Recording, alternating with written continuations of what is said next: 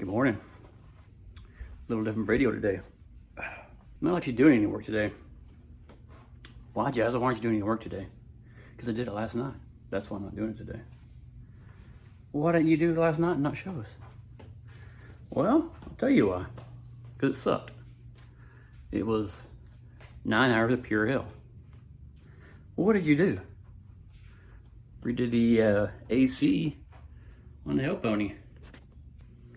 It's intermittent. Sometimes it works, sometimes it doesn't. No matter what we do, we can't get it to keep working. So I did some testing with it. And according to shop manuals, all the pressure readings I was getting and what was going on with it, said it had a bad evap, or not a bad evap, bad expansion valve.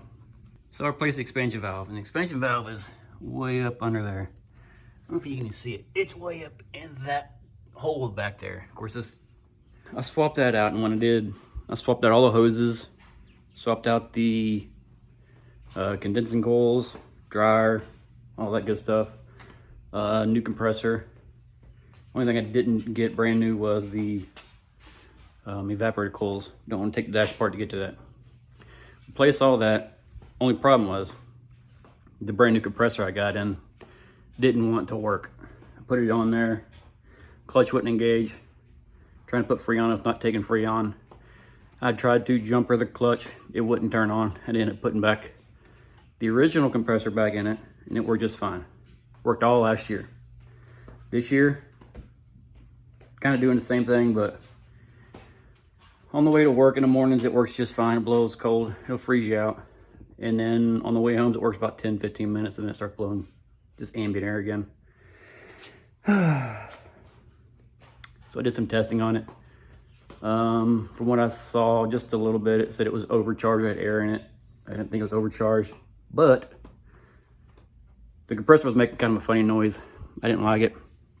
And I knew that thing was probably about to go out anyway, so I just decided yesterday, well, actually earlier this week, I guess we're going to change the compressor out. I need to do it. And in order to do so, I've got to break the system down again. And wasn't sure how good that compressor was, so I ended up changing out the evaporator coil, or the expansion valve again. New condenser coils, but I just left the same lines because they're brand new. So that brings me back to, why don't you show us how you did it? Well, because I don't want to. Because I did it last year. There's a lot of cussing involved, a lot of sweating, and it's hot out here. I mean, it's hot right now. It's just, it's like 8 in the morning. It's already getting to like 85 degrees. But that's not the problem. The problem is the humidity. I just wanted to get it done. It took me 8.5, almost 9 hours yesterday by myself to get this compressor swapped out, condenser swapped out, new expansion valve, flush the lines, because you got to do all that, which, like I said, I didn't know the real condition of that pump, didn't know if it was going out, had left a lot of trash in the system, so I just swapped all that stuff out. So today, I'm not showing you what I did, but I'll give you tips and tricks on what I learned on round 2 of this. So it's not gonna be a real long video. It'll be a pretty quick video, but I'll explain what I did. It's hot. And so the tools you need if you're gonna do it at home. If not, just take it somewhere. I suggest that if you can afford it. It's gonna be pretty pricey though. I think for all this, I spent just under $500 for the compressor, condenser, expansion valve, and refrigerant, and the flush. And I'll show you. But I already had the manifold and the pump, so I don't know if you can rent that kind of stuff or not, but maybe, I don't know. They're not expensive though, I know that much. I bought them last time. I sure did it. So let me show you what I got. So I got my pump, and these new cans are for, so mine took 22 ounces. These are 12-ounce cans, but only 11 ounces of actual refrigerant. This has got some stop leak or something in it, so.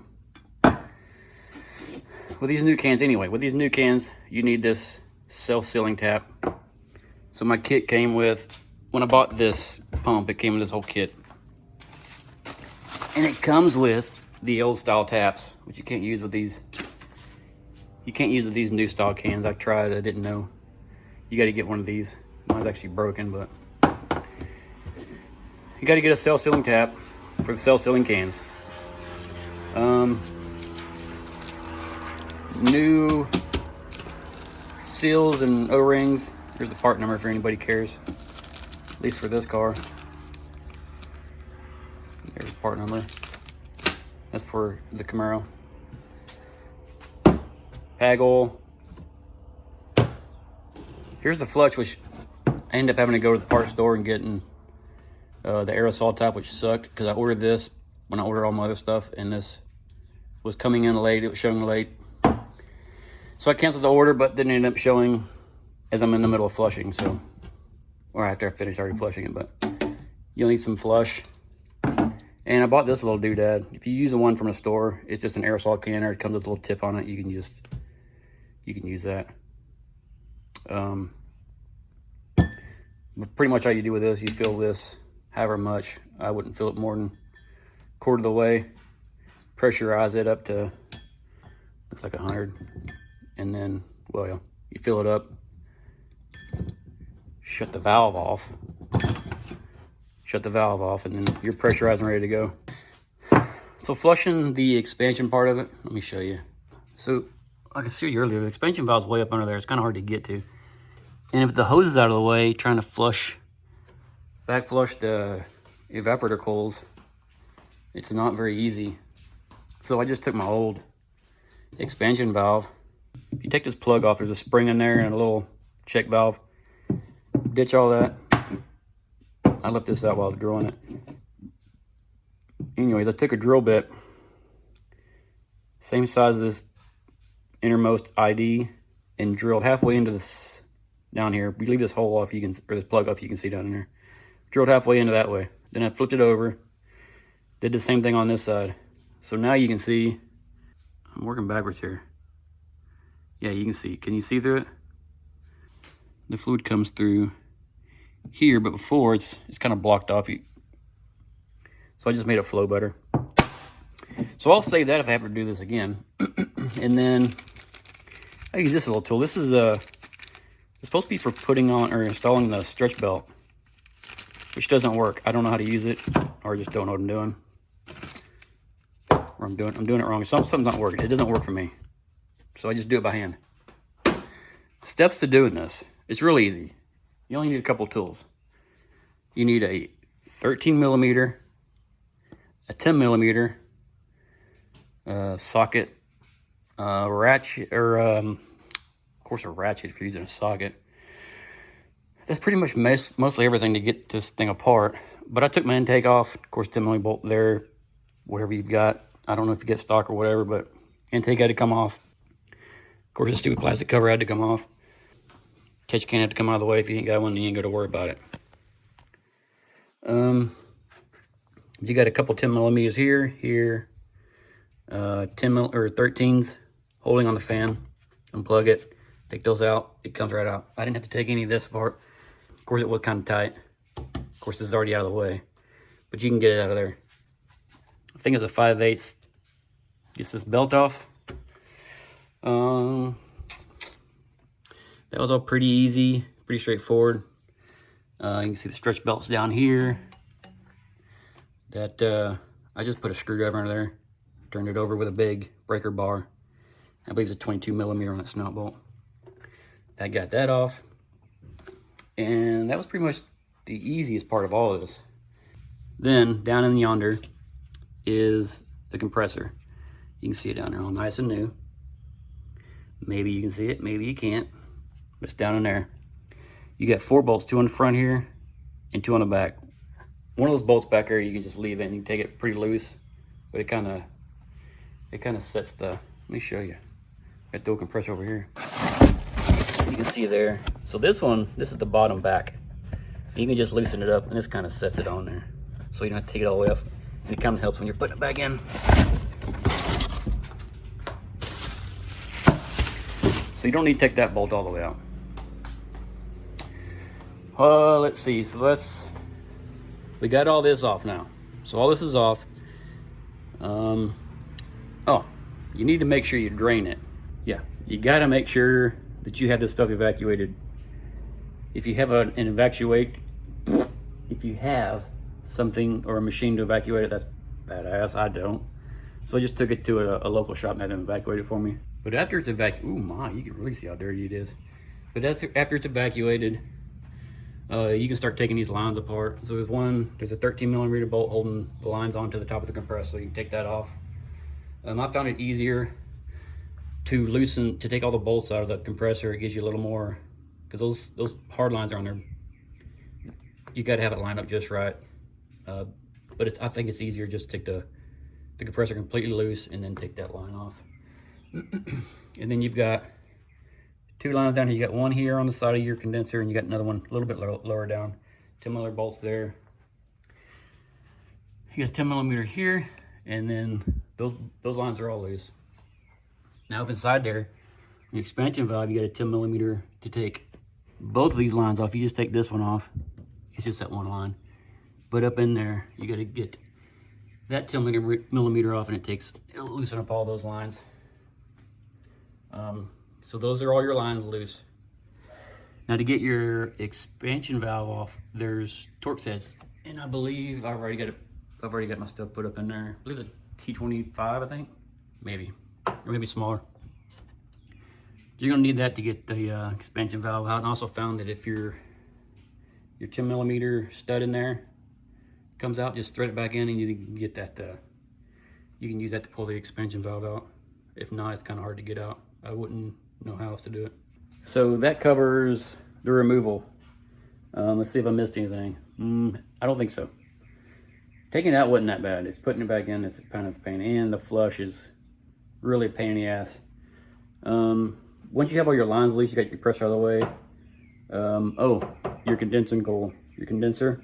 There's power steering cooler built into it. So at the bottom on either side, you've got lines that are connected to that. Make sure you pinch those lines off somehow, so you don't lose all your fluid out of your power steering pump. I learned that the hard way last night. I don't know why I missed that, but I didn't lose all my fluid, but putting it back together, you got to make sure you top it off. What was I saying? Oh yeah, if you don't want to make a big mess, like I said, pinch those lines off. I use a pair of vice grips on either one, and then I made some caps out of some old fuel line, and it's capped off the old condenser, so it's not it's not draining out the coils. Once that's done, that thing comes around. It's pretty easy. I mean, you don't have to take your radiator apart. You can just push it forward. Let the condenser coil come right out. So your condenser's out, your compressor's out, your expansion valve's out. Like I said, I modified my old expansion valve, so I could use it to flush, because,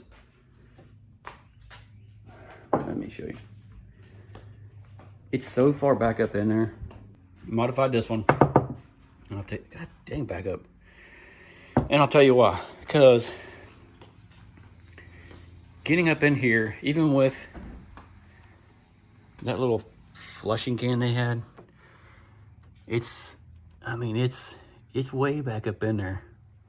And once you take that expansion valve out, the ports to get to it, to flush that evaporator coil, is really far back up in there. And that's why I took my old expansion valve and modified it. That way I could hook these two lines back up. I could hook those two back up with this one out of the way. And then I could just flush from here, and it'd flush through the system. And then these two up here are loose, so this smaller line up here just runs to the lower line down there. This one runs to this top one runs to your compressor. That smaller one there runs to the bottom of your condenser down there. If you know a better way to do it, I don't know. But that was the easiest thing I found to do, was to modify the old one I took out, hook those two lines back up at the valve, and then with this loose, flushing from this side here through, and it comes out. Like I said, it flushes through your condenser, or your evaporator coils, comes to the small line and back out over here. If they're loose, I just made sure I bended mine out. I had a catch can, or I had a drain pan on the floor, blowing all that out. But yeah, you flush that. So yeah, like I said, that was the toughest one. These are here, like this one I flushed, it just goes to your compressor. And then this one, like I said, flush from here, that goes to your compressor. So you flush those all out. And it came out, it may have just been the oil, I don't know, but it looked pretty dirty to me. Yeah, flushing those all out, I don't know if it was just the oil that I was flushing out that made it look dirty, but it looked really dirty to me. But I just flushed it through a little bit with that little can. If I would have had that bigger can over there, I'd have flushed a lot more. It still came out clean. I just flushed it through a little bit till it blew until it started coming out clean, I guess, because the liquid is clear. Once it started coming out clear, I stopped blasting because I only had one can of it. And I let it sit for 10 minutes, then hit it with my compressor, blow it through. That's it for flushing. Yeah, that was fun. And then putting everything back together, it's just the reverse of putting it in. The only problem I really had was that compressor going back in. Like I said, I take the lines off, I take the compressor off, and then I take the lines out. I did the same thing putting it back in. I put the lines on first, and then I put the compressor on. That made it really tough, but I think it's the best way, at least for me, I believe. Because, like I said, it's hard lines from the compressor all the way back to probably right about here, I guess. And then it's flexible up here. You really got to finagle that in there. And then that stretch belt. Like I said, I got the little tool, and I tried using that. So I tried putting in the belt on the compressor first, and then just the outside of the lower pulley there, the crank pulley. Tried putting it on here, then using that tool. The tool just kind of sits on his lip here, and then I guess it's supposed to hold the belt while it wraps around. All it did was get halfway around and pop it off.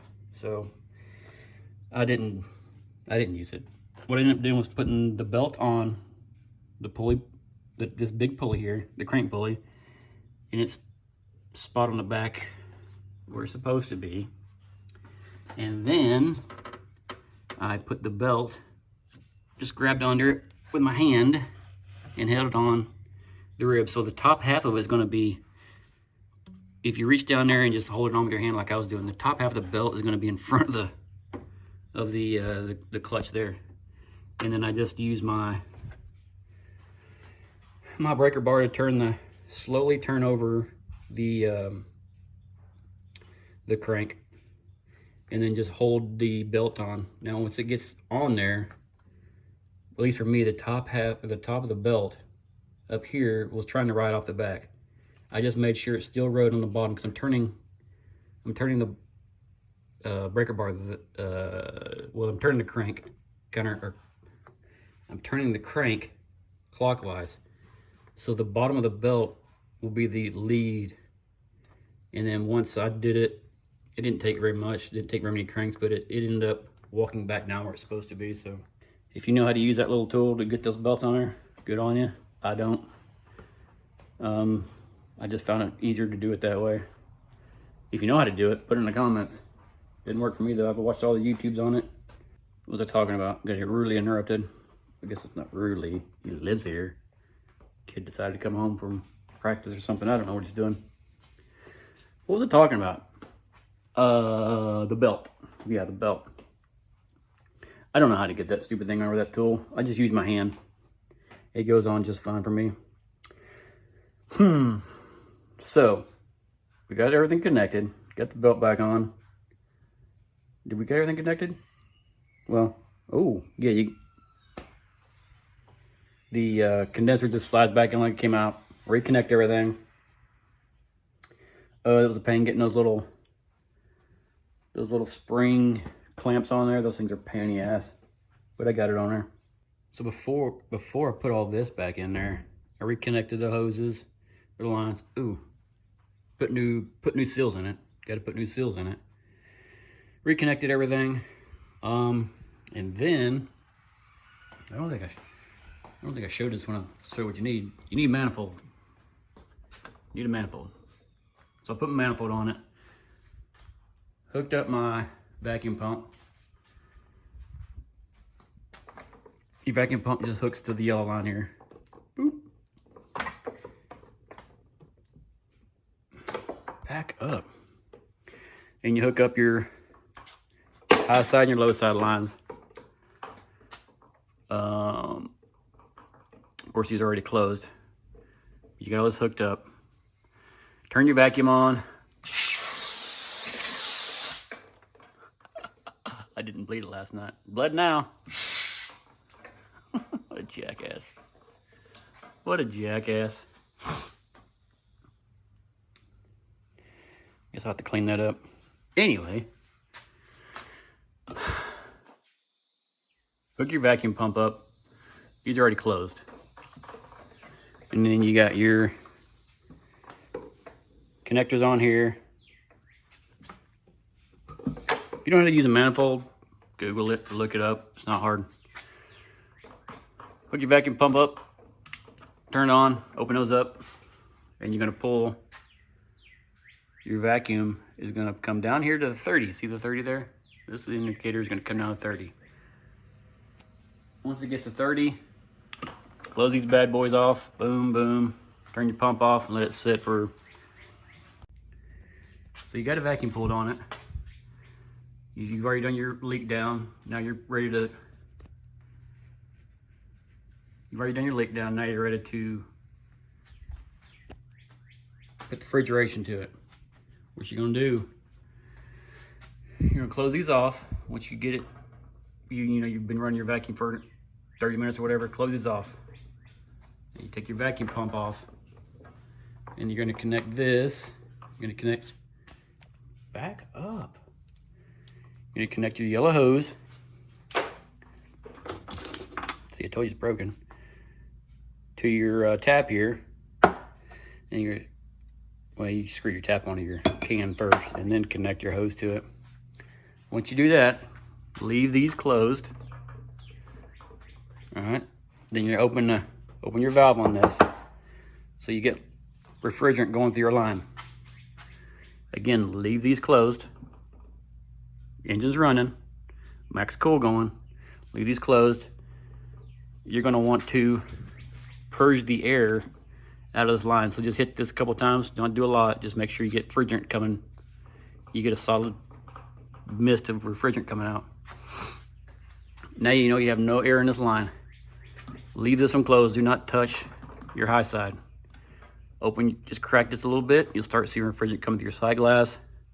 It won't take but a few seconds. Your compressor clutch will engage. She starts running through. Doesn't take but a few minutes. We empty that little can I got, a little 12-ounce can. Just took a few minutes. Shook it around a little bit. Let it sit there. Once I stopped seeing refrigerant through here, picked the can up, just held it upside down, waited a minute or two. You'll see a little bit more come through usually. At least I did. And then once there's nothing coming through there for another minute, you should be good to go to close these back off, or close this one back off. Then you can close off your valve and put a new can on, do the same thing. With these closed, open the can, get your air out. And again, slowly open this. You don't want to go too much, just crack it a little bit. It'll automatically start pulling. And then mine needed 22 ounces. So, like you see back here, it says 11 ounces of R34. It's perfect. Just empty both cans into it. So it should have been perfect.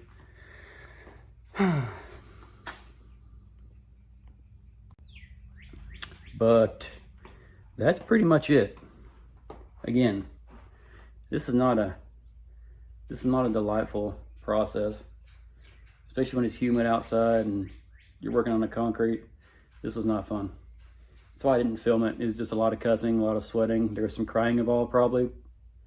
A lot of praying. I'm not ashamed to admit it. It's tough.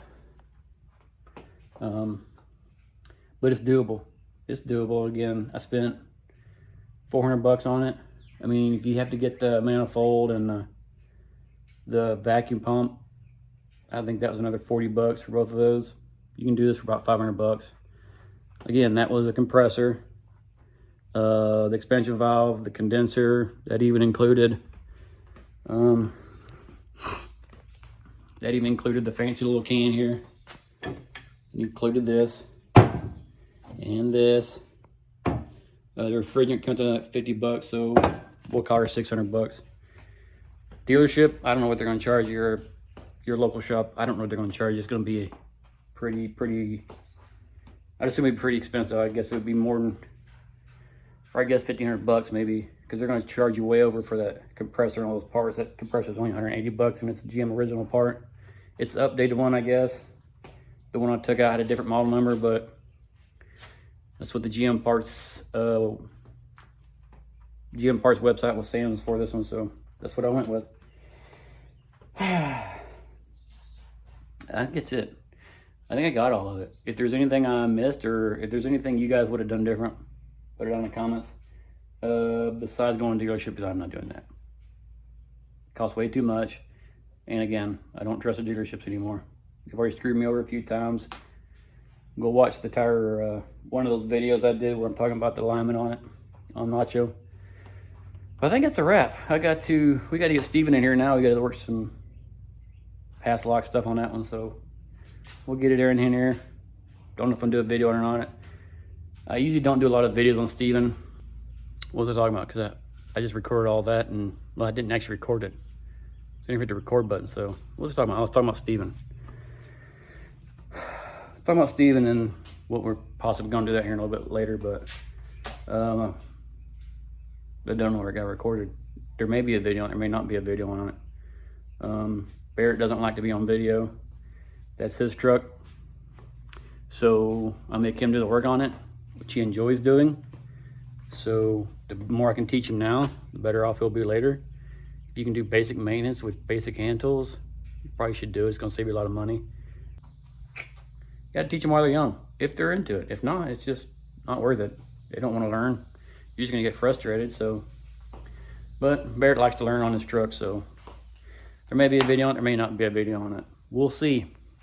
Who knows? I hope you guys enjoyed this video. I know it's a little different. It's not what I normally do. Normally I'm in there wrenching oil stuff, but this was not enjoyable. There's nothing fun about this job. It was hot.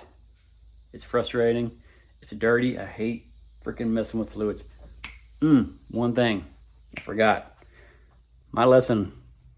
Get this stupid thing out of the way. My lesson on this thing. When you put this condenser back in and you get everything hooked back up, make sure you check the fluid on that power steering pump.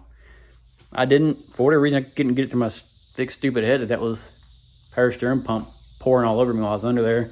And I forgot the cap off on the lines, and I'm scrambling trying to grab for the cap. And then I had my wife back it out and it wouldn't turn. But we got it situated. I just jacked it back up, filled it up, had her bleed the air with the engine turned off. It was fine after that. So just make sure we have it jacked up or in the air. Make sure you get that power steering pump fluid back in there and get it bled. And you should be good to go. Don't do what I did. All right. That's it. Yeah, like I said, it's a little different. Not what I'm normally doing. But it wouldn't have been enjoyable. It would have taken twice as long. Sometimes I just want to get here and get stuff done. But something like this is just not fun at all. A lot of sweating. Maybe a little crying. A lot of cussing. Lots of cussing. That's why I didn't video it. I just did not want to do it. It was the last thing I wanted to do ever. Just wanted to get it done. So just thought I'd come through here, show you the highlights of what I've learned and what works best for me on this. So hope you guys enjoyed it. If not already, I mean, if you're here right now, you're watching this now, why don't you subscribe? Because there must be something you like about it. Maybe you just like to look at me, I don't know. But share it, hit that like button, and please comment. I like reading y'all's comments. I've gotten some good ones. I've gotten some okay ones, but I like them all. I can only improve by your guys' input, so for what it's worth, I appreciate you. See you on the next one, and we'll holler at you.